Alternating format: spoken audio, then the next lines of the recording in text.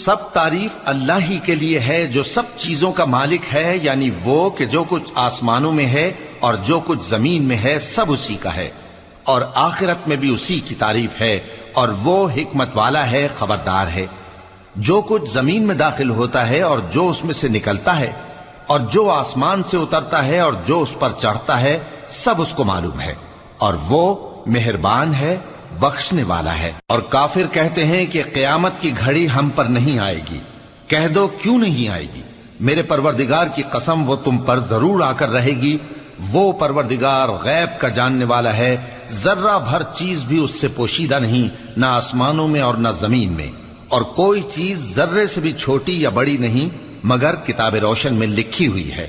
इसलिए कि जो लोग ईमान लाए और अमल नेक करते रहे उनको बदला दे, यही हैं जिनके लिए बख्शिश और इज्जत की रोजी है।